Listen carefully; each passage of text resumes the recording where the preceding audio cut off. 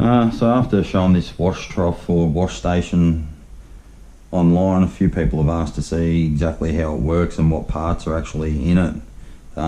It's really basic. It's probably about 5 or 6 parts for the whole sort of setup, and it's not really expensive. You could probably make it for a couple $100 if you want to go a little cheaper on the pump.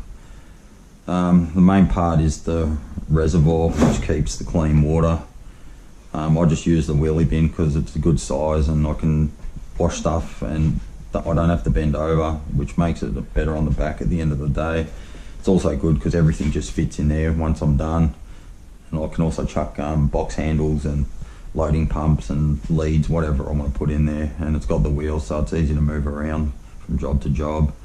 The next part is the actual wash tub itself. Any plastic tub or container will do the job. This one I'll show you, it just fits really nice in the bin.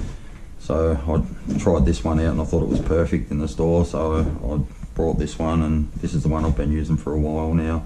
You can see my first, or probably this is my third one that I did.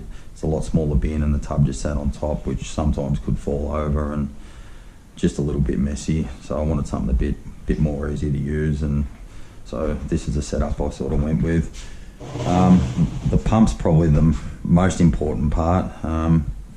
You really want a submersible dirty water pump, just because you will still get stuff in the bottom of the tub after you've been washing for a while, so you do want a dirty water pump. I'm not sure how long a clean water pump would actually last for. This one was about $200 or $250 and it does a really good job. It's got a float switch which stays locked in there, whereas the old one I had over here, you actually have to lift the float switch up to make the pump run, so I had to run a bucket handle around that and have it hanging over the side here to keep it running, which was a bit of a pain. So once I seen this one, I thought that that'd do perfectly. Next thing is you want like a decent hose. I wouldn't go cheap on the hose. I've had this one here for about 5 years and it's got brass fittings already attached and a little bit pricey, but I think it was about $30 and it's lasted 5 years, so I can't really complain. Also need just a trigger nozzle just for washing with, and the last part's probably just you need some sort of grate. You can make it out of mesh or whatever you like. I just used an old milk crate that I cut down with a grinder just to sit in the bottom of the tub, because you still will get some dirt in the bottom and you don't want it going straight into the bottom of the pump here. So with this, it sort of just lifts it up a little bit off the bottom of the reservoir, so the dirt will just stay under if there is a bit in there, because if you're doing it all week without cleaning, it will start, the water still will go pretty cloudy. It'll still wash the tools, but yeah, you want to keep the pump good. So setting it up is really easy.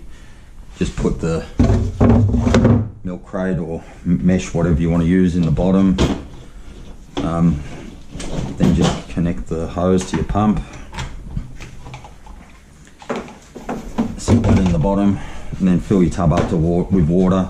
I like to go probably just about halfway, because you will drop down a little bit once you start washing into the tub here.